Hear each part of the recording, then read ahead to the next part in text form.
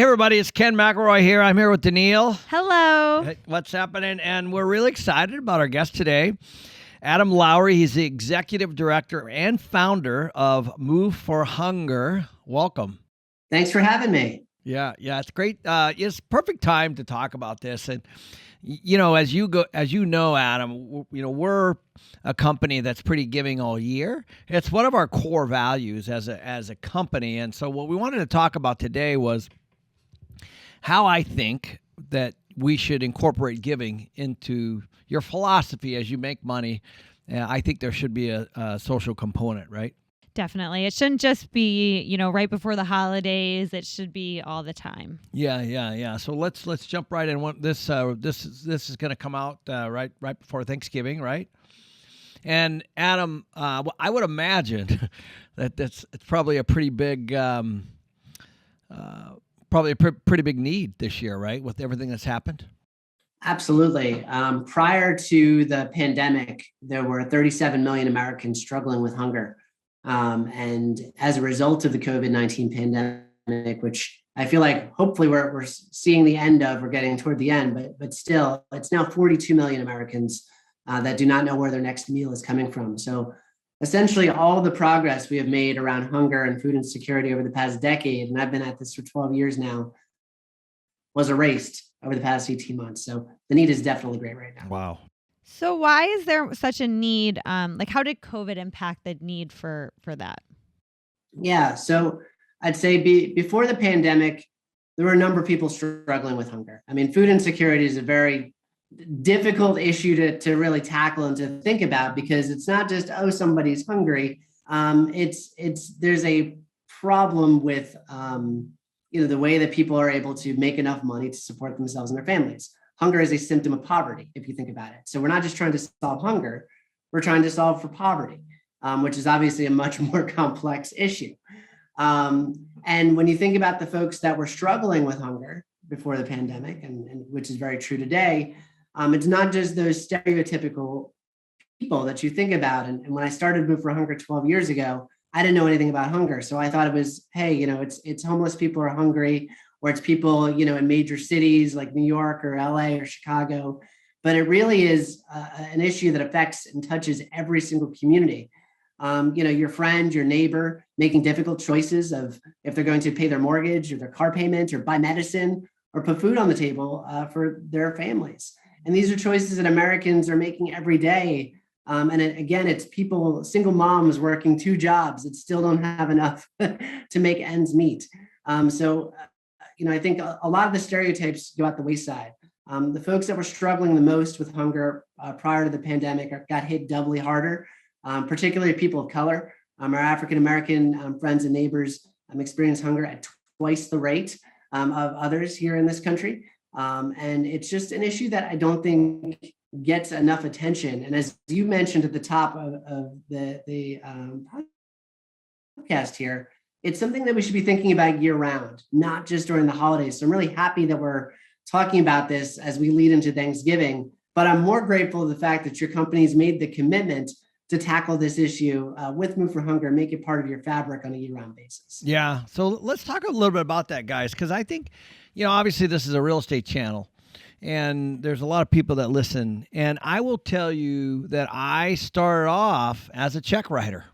At the end of the year, I would I'm going to donate a little bit. And every once in a while, maybe I'd get up and, get involved in a golf tournament or something like that. But it was never really part of my day-to-day thinking. It was never really part of my day-to-day investing. But now it's very much part of our culture. And it's attracted some incredible people to our organization as a result of making it actually one of our core values. And I think that's kind of what I wanted to talk about today is, we can all make money and do well by also doing well and being socially responsible. And I would just encourage people to listen. I get it. It actually, you have to be intentional with it. But there is for when Ross and I invest, every single deal that we have, there's a percentage of our profit that goes into our foundation. which supports a full-time person. And as you know, Alan, or Adam, sorry, Lynn works for us, and her job is to do partnerships like this as an organization, right? You hit the nail on the head. Doing good is good for business, right? We want to work with partners that are doing it for the right reasons, but we also want to work with partners that understand that when you make giving back and when you make corporate social responsibility part of your company's DNA, your impact will ultimately be that much higher. When we started with you this year, and Lynn has been wonderful to work with, she said, hey, we want to be doing more than every other company out there. And already, and the year's not over yet, your company has been able to collect enough food to provide nearly 10,000 meals to individuals in need. And for those folks that don't know much about Move for Hunger, the whole idea is we're working to give folks the opportunities to donate their food when they move, providing those really easy ways to donate any unopened, non-perishable food items during move out. And then we get that food picked up and delivered to a local food bank or pantry in those communities. But in addition, year round, organizing food drives and fundraisers and educational events and special campaigns that can engage people on a year-round basis about these issues. So at its core, it's a matter of just incorporating Move for Hunger into your operations, right? You're operating more sustainably, more socially responsibly. Food waste represents 35%. 35% of the food produced in the United States goes to landfills. So we've got a huge opportunity when folks are moving out to educate them about these issues and encourage them to do something. And while you have all this waste, as I noted earlier, you also have all this need. So there really is a great way to tie that together. And that's really how. Yeah, I love the concept. I mean, you guys, if you guys are landlords or managers or whatever, you have people that are moving in and out, and all this is rolling out something that is so simple. I mean, who wants to pay a mover or somebody to load up all their canned foods and haul across town? Yeah, right? You just toss it. You right, know? right. Yeah. So you're better off. This is. I'm really, really happy that we found each other, and I think what I really wanted to talk about today was, we always seem to bring this up around the holidays. But the truth is, this is not a holiday issue. It's an ongoing issue. And you said we've erased 10 years of progress by just 18 months with this pandemic, right? Folks that started going to the food banks during COVID were people that never would have thought that they go. 40% of the people that were going to food banks as a result of COVID were going for the first time in their lives. So it's not like, oh, it's just getting worse. No, you've got a whole generation of people that are now falling through the cracks. I mean, we're seeing some industries come back, but as we know, some industries are disappearing entirely. I know the real estate industry has been feeling the effects of this as companies decide what they're going to do with work from home and just the way that some of the retail is happening. So it's happening across the board. And I think really what we're going to have to do is just think about the systems that are in place.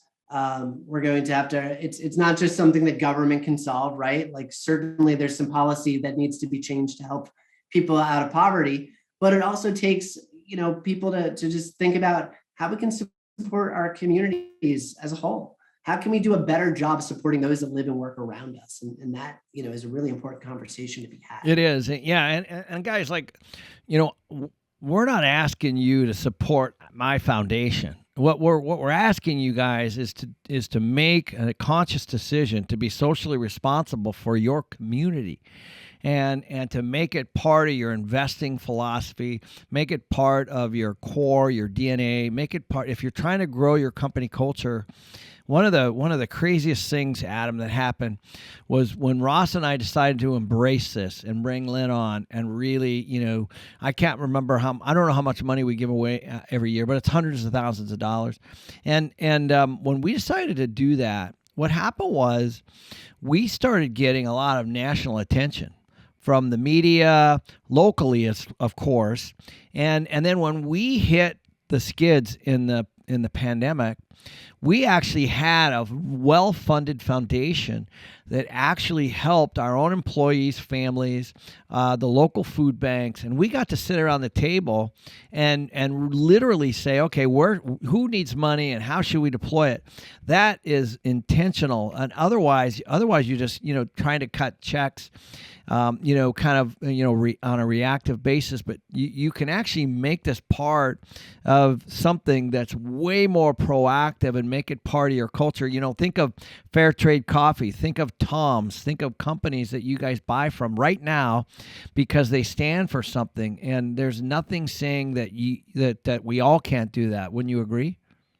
People want to work with socially responsible businesses, right? Not just from a consumer standpoint where you're looking to buy a product or service, but also people that want to feel part of that team. They want that part of the culture. They want to know that the company that they are working with stands for something and is doing good. And I think that's definitely a part of the conversation. And you're seeing it more and more these days where companies and investors are standing up and saying, you know what, for the first time in history, the conversation maybe has shifted, I'd say over the past 3 to 5 years, where it's not every conversation is profit over society. You're starting to see the scales even out a little bit. And that is really hopeful for someone like me who's working to really enact some change here. Right. So Adam, on a smaller level, we have a lot of single family landlords that listen to this channel. So say my tenants were moving out. How do I go about contacting Move for Hunger, and how does that work? Just on like a single family rental. So on single family, our program right now with apartment communities is really on the multifamily channel right now. So we started with 8 properties. We now have about 3,000 multifamily properties across all 50 states. We don't have a model yet for single family. However, we do have a moving program that is available for that. So it's what we started with. When I started Move for Hunger 12 years ago, it was out of my family's moving company, right? My family's owned a moving company for 100 years. My great-grandfather started it. My dad and uncle still run the business. I worked on a moving truck growing up, which I don't recommend anybody do, but builds character. At least that's what my dad told me. And what we saw was people leaving food behind or throwing it away. So what started with the family's moving business, trying to do one good thing, will you donate your food when you move, has now turned into more than 1,100 professional moving companies across the US and Canada that will offer as a service, a free service provided to those customers where you can donate your food when you move. Anybody looking to find a professional mover can visit the website, moveforhunger.org.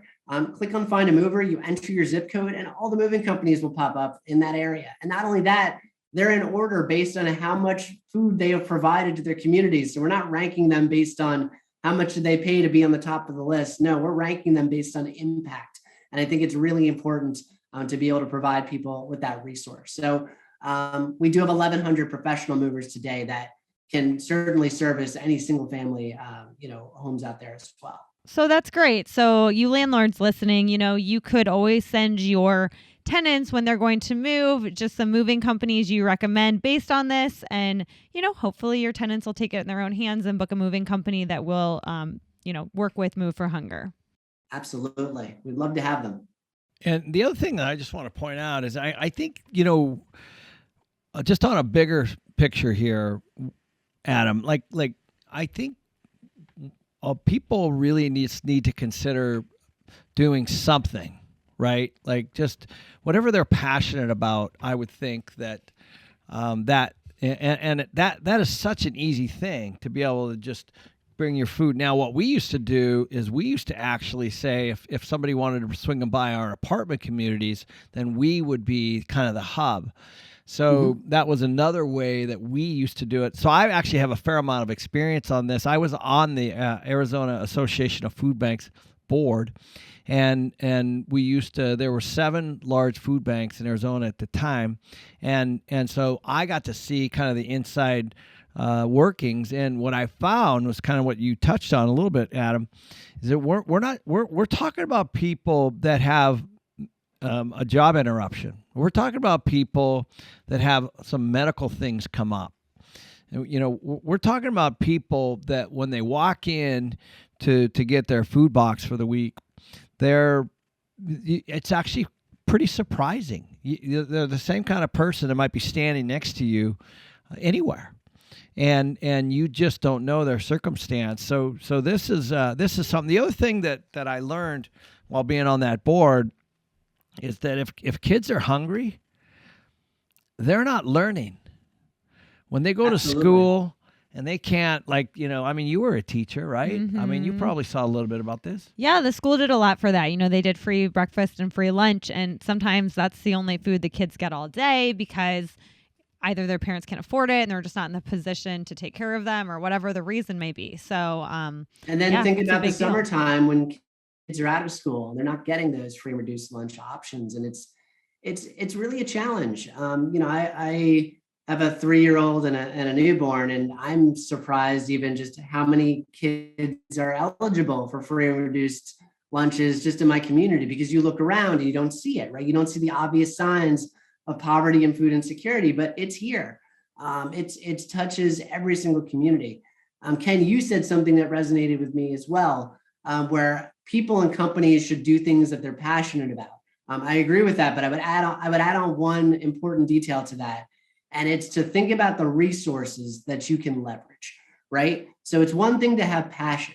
You got to have passion, but it's another thing to put the right resources in place at the right time. So, with Move for Hunger, when we started, we had trucks, we had drivers, we had boxes. We're going to really get that and put that in a way to help recover food and deliver it to food banks. And now with multifamily, we've got 74% of folks that aren't moving with them. They're not hiring a moving company. So we were missing all these people, but they have resources, right? They have a move out process. They have a process that happens when a unit turns. And by incorporating this sustainable process into that, we're ultimately able to recover more food in a way that doesn't really cost the company any additional time or effort. It becomes part of their process. And that has always been kind of our model from day one. How do you take resources and set them to purpose? Yeah. And I think people have more network and more resources than they actually give themselves credit a lot of times, and Totally.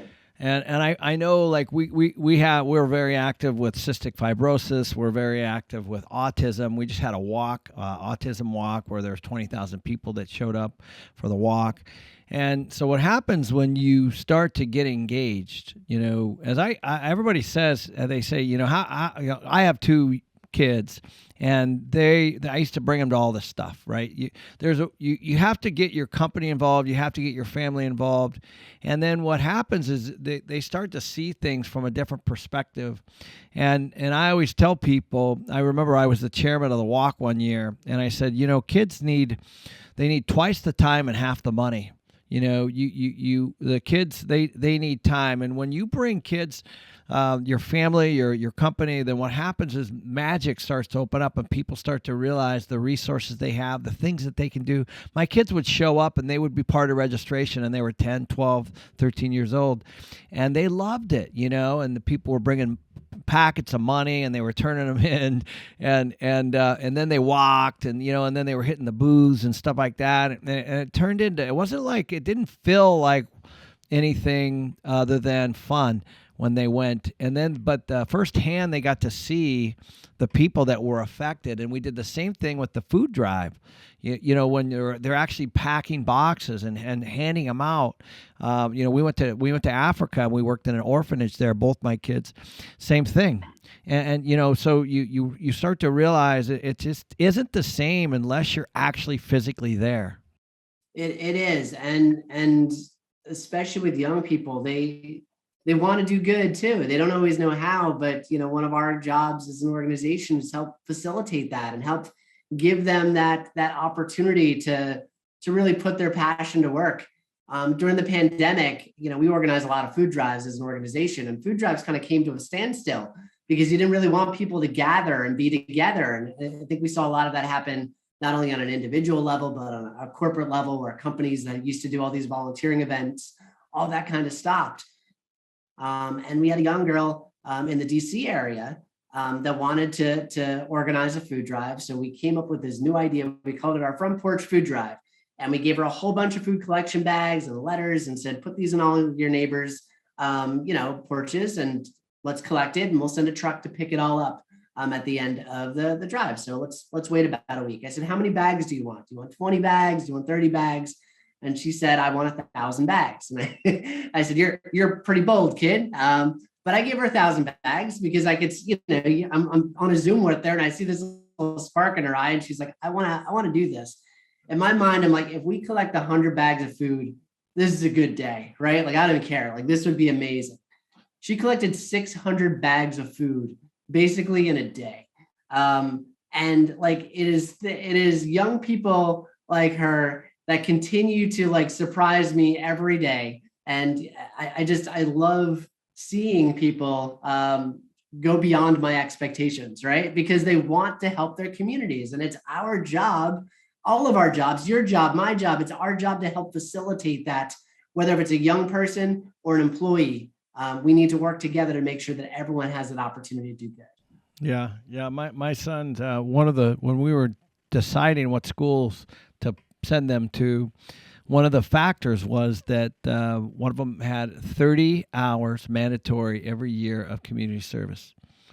And the school had a list of things that they could do. And they could choose because it was a list.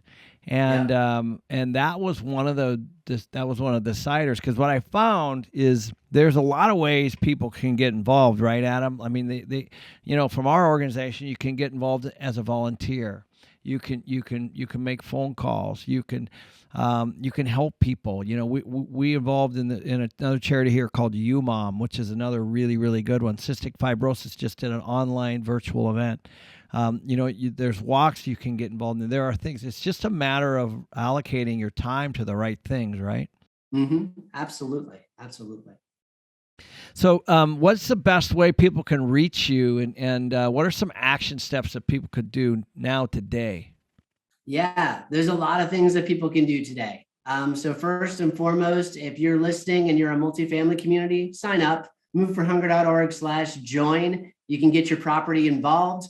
We can help provide you with food collection bags, marketing materials, educational materials, and allow all of your residents to donate their food when they move. Giving Tuesday is just around the corner, November 30th. Please visit our website, moveforhunger.org/donate. Consider making a donation that way. And then finally, visit the website and take action. You don't need to be part of a company. You don't need to always give money. Visit the website, organize a food drive. We are here to support you so you can help feed your community in need. Great. And just to reiterate, because you cut out there a little bit. So Tuesday, November 30th is Giving Tuesday. Do you want to elaborate on that a little bit?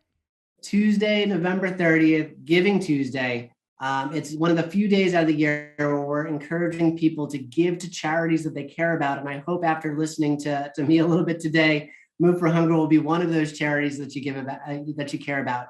If you visit our website, we're going to have a few different companies that are going to be matching gifts that day.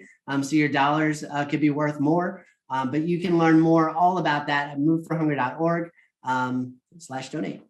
Awesome. And you guys, that's this coming up Tuesday. And make sure you set it in your calendars right now so you don't forget that you want to go to the website and donate. Yeah. And lastly, let's don't forget that you can make this fun. Like this should be not just something that you think about right around Thanksgiving and Christmas times. And, that's when it comes up the most. That's when you see a lot of the ads. But as we all know, that's not how things work. People are in need all the time. And what we've done, Adam, is we've gone to our residents and they've stepped up. We've gone to our employees and they've stepped up. And we've gone to our investors. So some of our investors, and we have thousands that invest in our multifamily properties, actually said one of the reasons we want to continue investing with you guys is because you're involved in your community. You don't know where people have come from. You don't know what's going on with them individually. And sometimes it might even be them. And so, so people are in different stages of their lives. And so one of the things I found just by adopting this as an organization, as a company on a bigger picture, is that there are people that will be as loyal as you can ever imagine because you've adopted something that you believe in and you are unifying your company together. And I think it should be a year-long process. Absolutely. That's, again, the beauty of Move for Hunger. This is something that's happening year round. Yes, we're talking about it today during the holidays, but we don't want you to forget about it during spring, summer, and fall. The need is there, and there are opportunities to help people. They do not need to be hard. They do not need to be expensive, but everybody can do a little bit and have a huge impact together. That's another good point. It doesn't cost anything for them to go to the website and get this stuff sent to you, right? Absolutely. Come check out the website, learn a little bit more about the work that we're doing. We'd love to share more and hopefully get you involved. Yeah. Great. Adam, what else can we do for you today? Thank you very much for your passion. It's awesome what you're doing, and congratulations on your continued success of starting. It all starts with just one property, and now you've got thousands and thousands, and what an incredible opportunity you're providing people. You're changing lives. Thank you. Thank you. Thank you so much. Happy Thanksgiving. Yeah, happy Thanksgiving to you and to all of our viewers. Tomorrow's Thanksgiving, so happy Thanksgiving. Yeah, happy Thanksgiving, everybody. And we'll see you next week. We'll see you next time.